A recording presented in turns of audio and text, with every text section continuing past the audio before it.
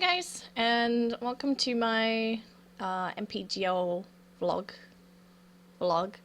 that I decided to do today. I told myself I'm gonna do this as well after MPGL because I kind of would like to have something to remind me that I was able to do MPGL down the line because it was super fun to do, and I would like to remember it, but I have a tendency to forget things. So vlog's happening, and it's gonna be on my YouTube page. It should be on the YouTube by the time you guys see this anyway, but there's a lot of things I want to go through. I had to make notes so I don't forget anything. I'm probably already forgotten about something on my notes, which I should have done sooner, but I don't care.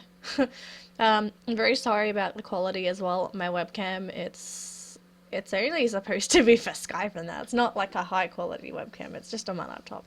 So I'm really sorry about that. And also there's gonna be no music for this, so if you want music, just go find a song you like or something and just play in the background, because I don't feel like I want to put music in. Because it's just better if you play something that you like, rather than listening to shit that I would not probably even like, so yeah. Oh well, let's go straight into the vlog. I got lots of things to talk about, and I want to play some Dota because I have to do my compendium challenges. So I'm going to start off with how I actually got selected to do the MPGL, because no one's heard about me at all. I'm a very, very tiny person in the Dota world. I'm very minor. I'm not anything like any of those massive personalities like Toby, like LD, like Zoe, like I just kind of popped into the scene, and I'm hoping I can dive into some of the bigger events, but I've got to work through eventually.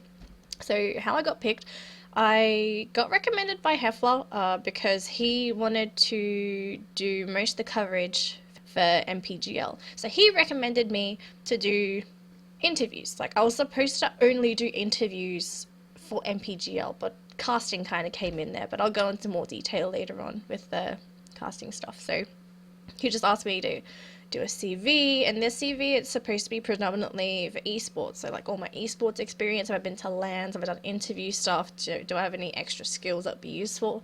So just put everything into my resume slash CV and sent it away, and kind of prayed. I prayed every night, actually. I sent in the CV, and I kind of felt confident doing it as well. I was like, okay, they're definitely gonna pick me. I'm gonna go to MPGL. This is gonna be my first biggest LAN. It's gonna be a massive opportunity for me. I have confidence in this. So I had big hopes of this. If I didn't get picked, I probably would have been a little bit. I would have died a little bit on the inside, but yeah. So I did end up being picked, obviously, because I went to MPGL, and from that point on, that was where I had to start all of my preparation work for MPGL. So it was stuff like having to research the teams that were going there, like what kind of picks they did, their play styles, what kind of personalities they were, because I was looking into this, and I knew that I was only going to go, or I thought I was going in only for interviews, but yeah, I researched it through interviewers' perspective, just going through all that really, really, really good information, like the important stuff when it comes to interviews. So I'd have to watch their games, their play styles, any heroes that they like to pick. The one thing that fucked me over was the new patch, because new patch meant new heroes were going to come into the meta, some other heroes are going to shift out, and it made it a little bit more difficult for me because a lot of my information became redundant. Playstyle wise, we could keep some of it, but not all of it. So I was a little bit sad about that, but what happened, I tried to adapt. I did my best. Yeah, I guess that was pretty much about it for how I felt being picked. Flying out, I was originally going to go to Malaysia anyway because I was going to go for a birthday party, so having MPGL on the weekend as well was a bit of a bonus. So I didn't get anything like paid flights or accommodation because I had that sorted anyway. Hefler and Mike, on the other hand, they did have everything paid for them. Unfortunately, like, crap happened. I'll go into detail later, but they got everything paid for them. So flights, rooms, food. On the other hand, a little bit different. I had to pay for their own food. But yeah, I was super excited when I flew out because I was saying MPGL, MPGL. Like, that was the only thing I thought about when I was on the plane. Even though the plane was super full and I was sitting next to, I think it was two random people. It didn't matter. I was just super excited. So meeting everyone before MPGL. This was the day beforehand. We never really met anybody before this because I think Hefler and Mike flew in the night before. So they were a little bit tired actually coming into the supposedly rehearsal on the Friday night. And it was supposed to be at like 8 o'clock at night, but it got pushed back to 9, and then like stuff happened, and we didn't really even have a rehearsal. They called it a rehearsal. It didn't really feel like a rehearsal. We just kind of sat around and they told us the format of the day. Like that was everything that happened. Like we never got on stage to test the microphones. We didn't even test the cast's mics. Everything like that happened the day after. So I was a little bit rushed when it came to setting everything up and getting all the information, but we managed to get through it anyway. It wasn't anything major. If it was something really big and they should have told us the day before, sorry, a week beforehand or something, it would have been probably a complete disaster. But thankfully, it was just some small stuff, so it was okay for us. But it was super awkward. Seriously, to me, Hefla and Mike. I'm gonna be honest. I did not know what Mike looked like before MPGL, so I was expecting like just some random American, like Caucasian American, like white skin, doesn't matter what color hair, but like a Caucasian guy. And then I see Mike, totally little Chinese guy, so adorable. Hefla, I've seen Hefla before. He's done interviews for Ghost to Gamers for HOT, so I know what Hefla looked like, but Mike it's like a little bit of a shock to me. It was super funny. And that was also the first time I actually saw what Cyclops looked like. Like I didn't even know what he looked like aside from that profile picture that was put up on Facebook, and it was like advertised everywhere. So when I actually saw him, I was just like, oh, he actually does not look anything like I originally imagined. Like we all know that Cyclops, he's a very funny guy when he casts. He casts in jokes. It's the best thing that he can really do. So when I saw him, he didn't look like anything that I thought he would look like. I thought he would just look like a bit of a clown. Like you do know that some people that are good at jokes, they just have like that kind of clowny appearance. So it was that was different. But we all agreed that he looked very stern. Like you look at him and you wouldn't think he was like a funny or sarcastic guy. You'd think he'd be like super serious and have like that deep voice, and that he was super authoritative. No, when he opened his mouth, it completed the package. So you just have like this stern looking guy, and then all of a sudden he has this awesome, funny accent complemented with his casting. So it was like a bit of a bonus to have somebody like him there, but it was pretty sweet. So getting information. I kind of spoke about this already.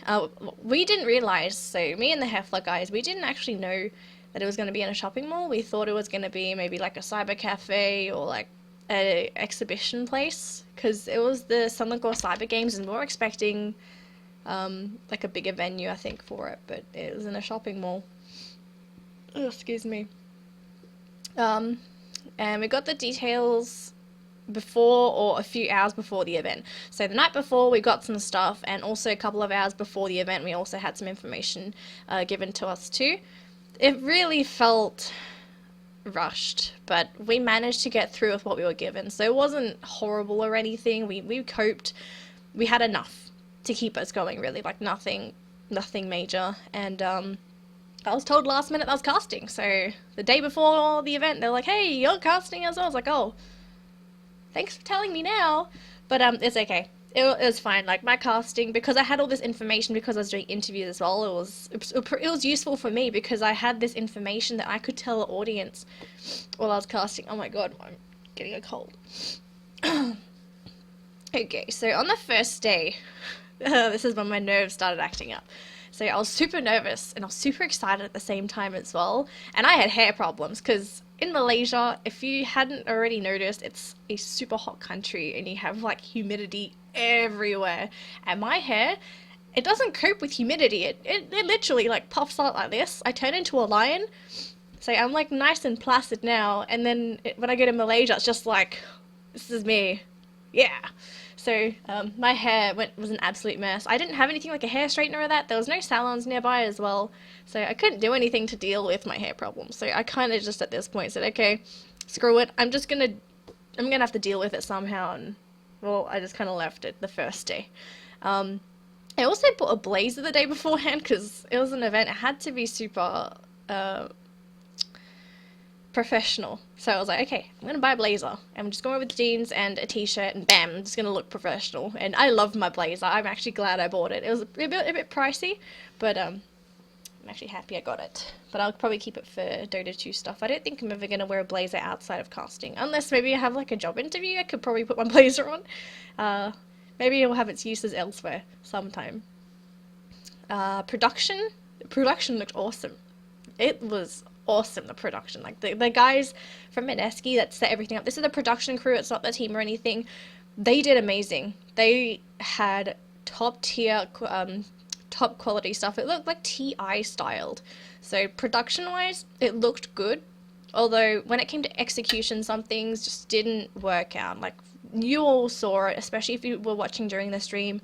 We had things like stutter. There was, yeah, I'm not going to explain it because I don't know the technical terms for it and I don't want to get any of this wrong. But you guys that actually watched it on the stream, you know what happened, and it was a bit silly.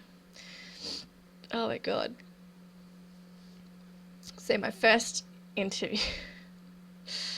Oh, I don't want to talk about this. So my first interview, originally I had this idea that all interviews were going to be pre-recorded behind this wall. There was a wall next to the main stage. It was just like a square wall, and it had like all the sponsors on it and everything. And at first they told me that all the interviews are supposed to be pre-recorded, and it was going to be shown on the screen before all the games and everything, and there was going to be like post-game interview stuff.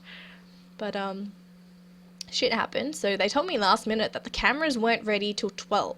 This was the external camera that was going to come around with like my tiny ass microphone. You probably saw this as well.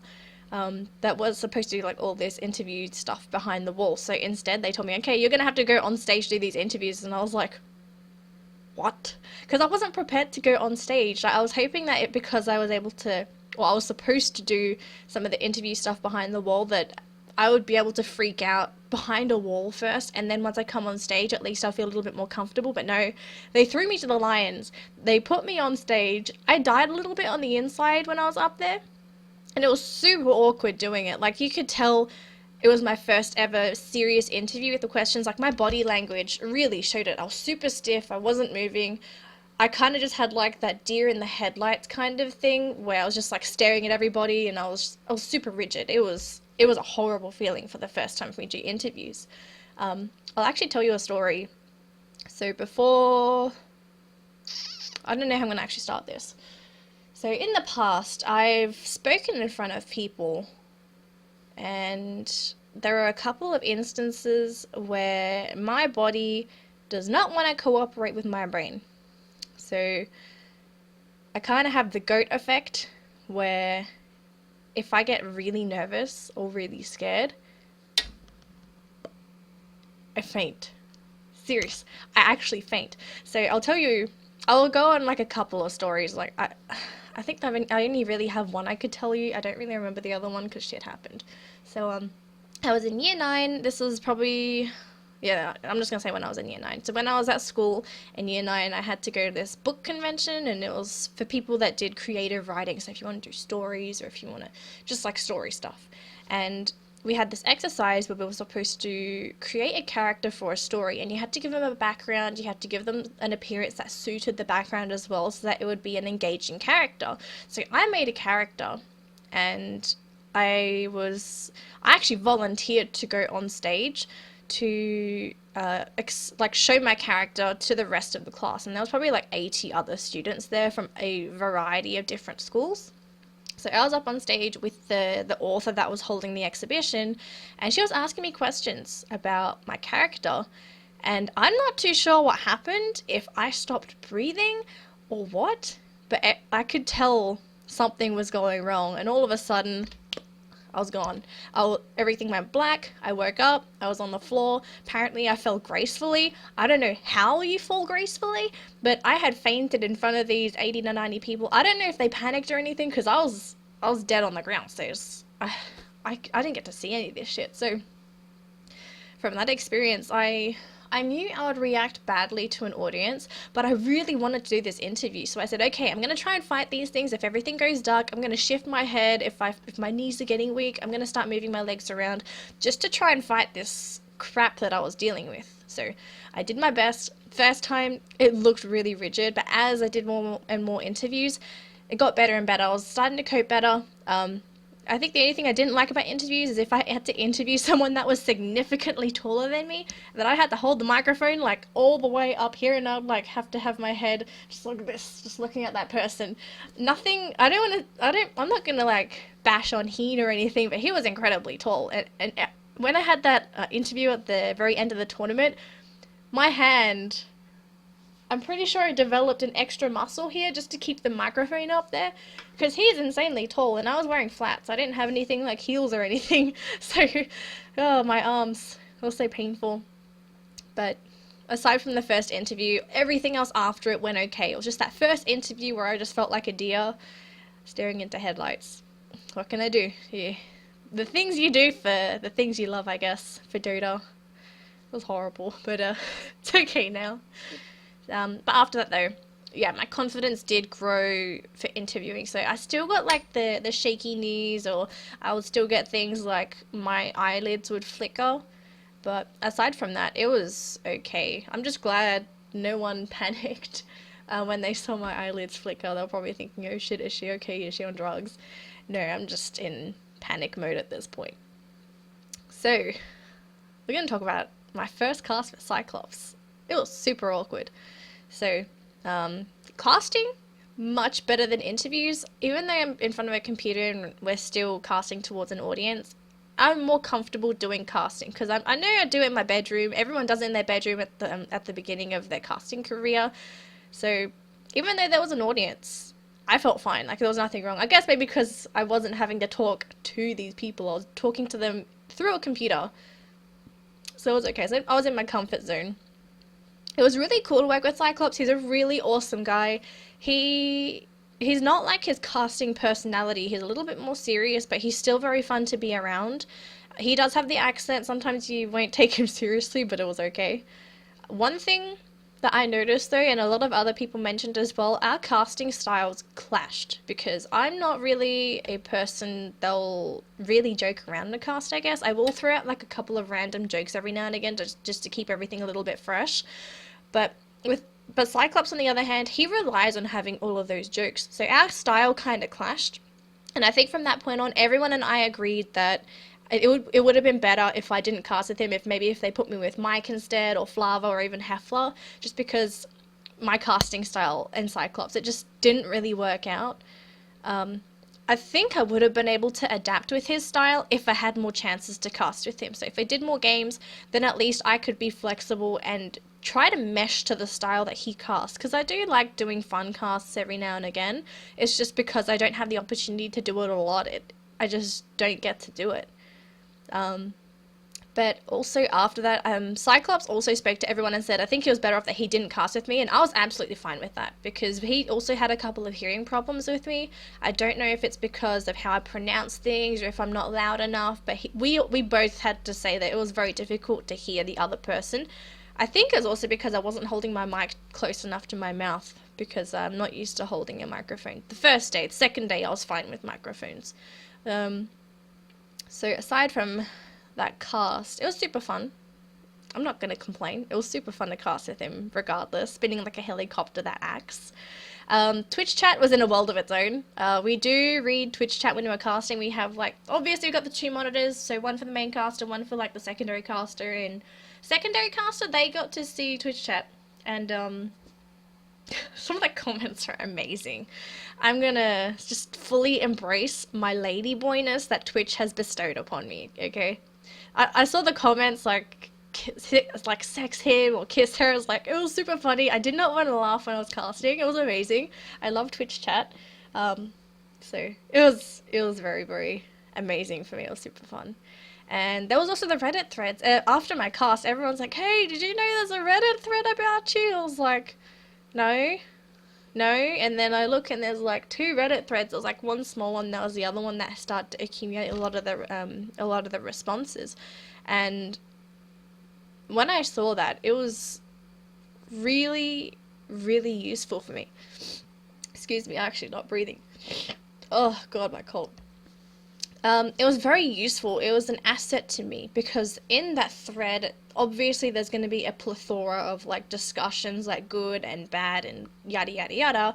But the stuff that was important to me was the constructive criticism. So people would say, like, oh, you did this okay, but they were like, there's this thing that we didn't really like. If you work on that, that would have been awesome. That was the stuff that I really was looking for. So, for example, if you've looked through the thread, there was one that said that I kept saying yeah, yeah, yeah, yeah, yeah after every sentence that someone spoke. That was useful because on the second day, I focused on not trying to do that shit. And I hope it worked. I don't actually know if it did, but I did my best to just kind of hold my tongue at that point, not to say anything, and that when that person finished talking, use either another word to extend on that point or just to break off onto a completely different line. So stuff like that's super useful. And if I got more of that, I believe that my casting would improve tenfold at twice the speed it is currently, because as a small time caster, I'm not getting feedback.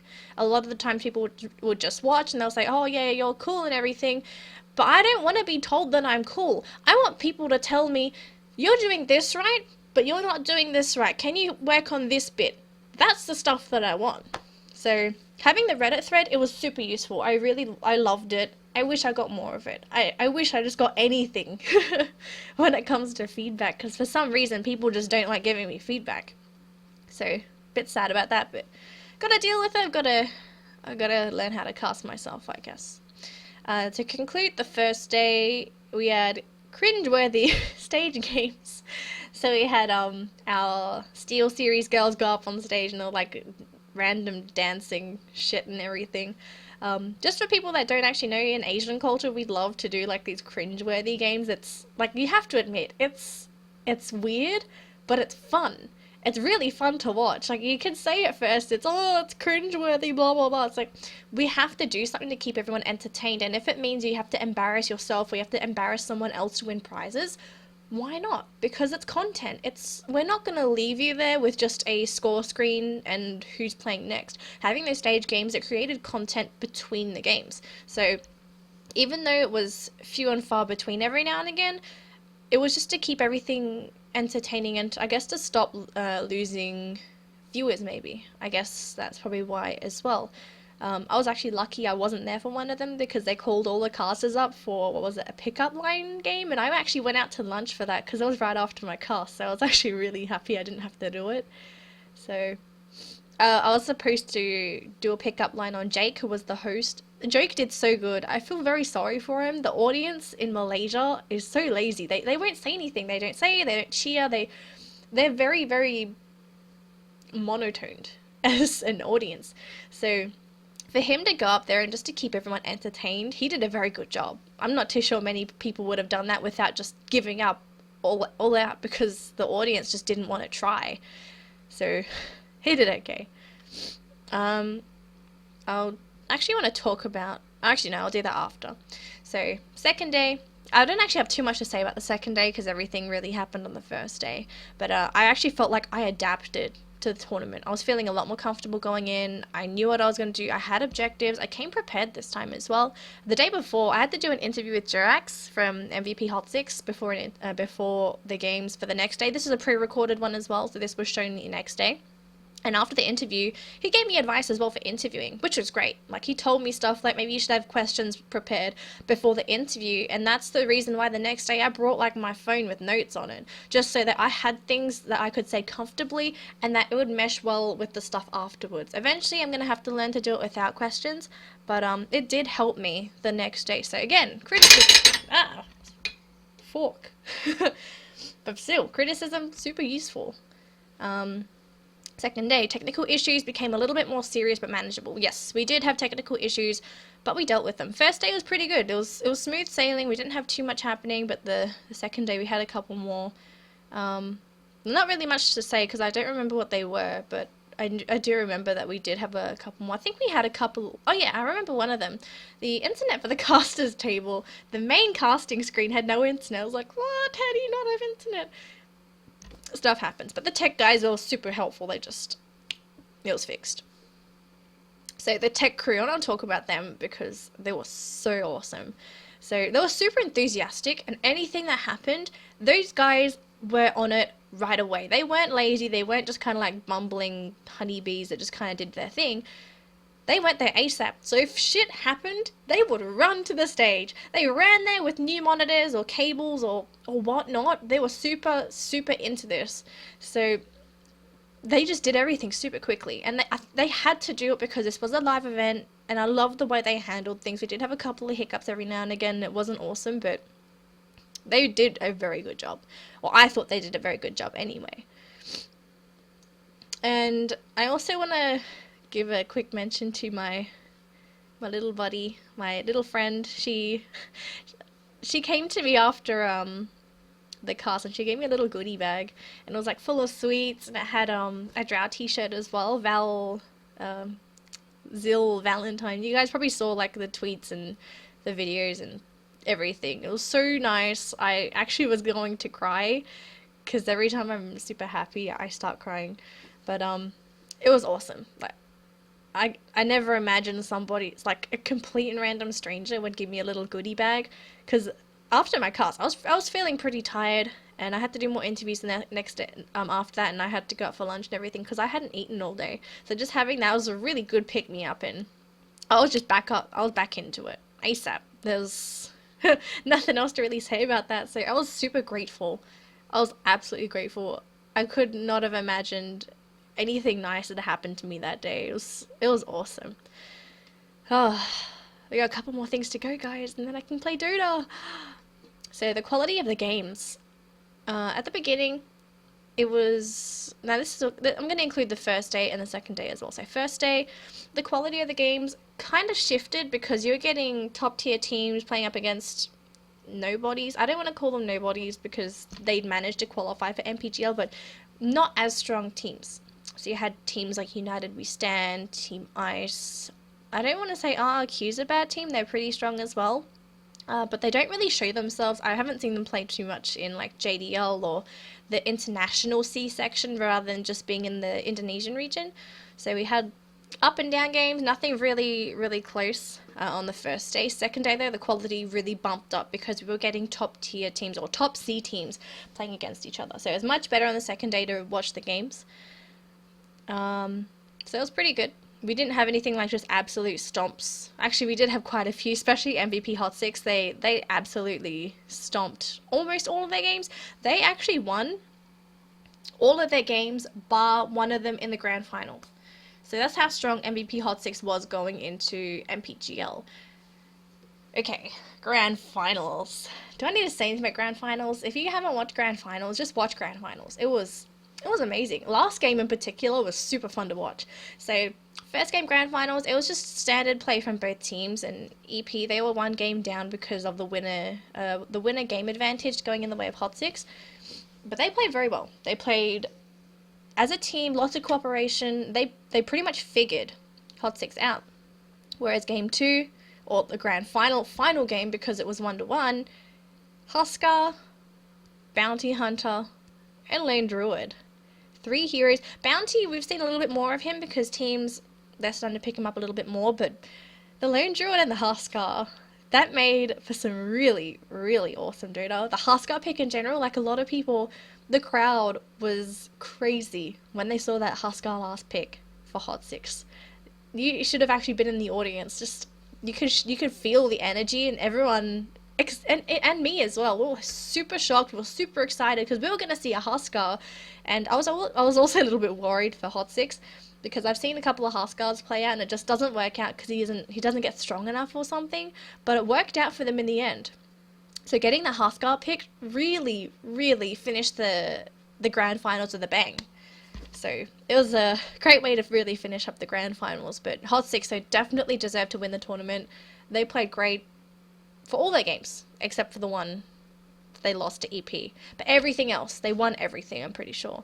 Maybe they lost a couple of games, I'm not too sure. I only got to see all the games on the main screen because we didn't have enough people on LAN to cover all of the games. So it was a little bit of it was a shame for us, so we didn't get to see half of the games for the group stage.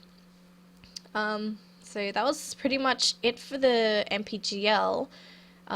Before I was actually going to leave Winter from G-Guard approached me, and I was just like, what are you doing here? Because obviously Winter, he's such a well-known player. He's amazing game knowledge, really good caster as well. Like, he's one of the biggest personalities in Southeast Asia, and he gave me compliments, and he also gave me a little bit of advice for my own casting as well. And he was like, hey, I'm pretty sure you can make it to TI. I was like, no, I don't think I'm going to make it to TI. I'm pretty sure Valve already has their own set of casters ready anyway, so maybe next year for TI 6, then maybe I would be able to. But just to have something have someone like Winter say that to me, it's a good feeling.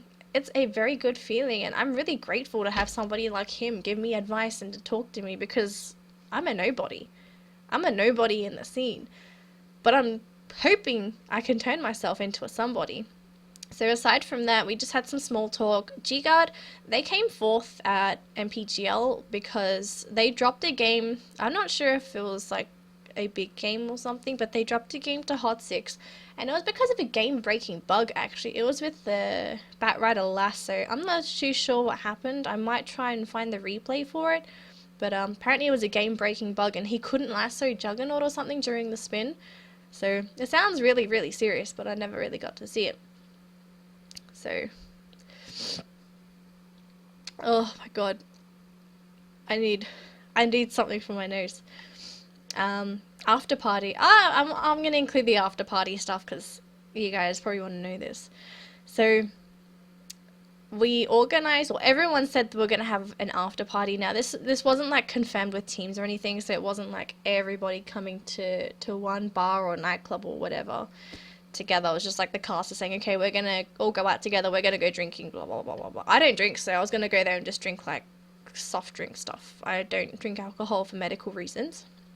And at the end of MPGL, everyone was a little bit indecisive. Like, we had some people that had to go straight away, we had people that didn't want to go, or people that just completely disappeared from MPGL and never decided to come in contact with us about it. So the after party almost got cancelled, and we managed to salvage it just with the casters. So at first Cyclops didn't want to go because he had to go for an early morning flight the next morning.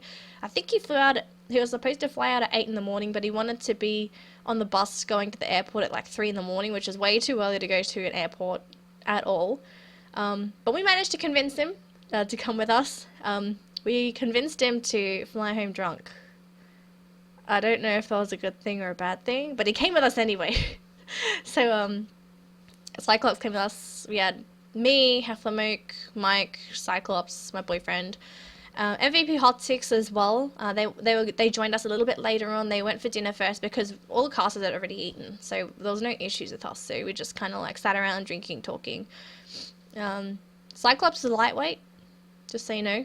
He drinks 2 beers and he gets absolutely smashed. He won't be on the ground or anything. He's just a super happy drunk. He'll talk to you. He'll fist pump you. He'll stuff like that. Just pretend you know what Cyclops is when he's drunk. You're probably gonna be right. Anything in your imagination is probably gonna be right. But he's very, very nice to talk to. He's very open. Yeah, I don't really have anything else to say about that.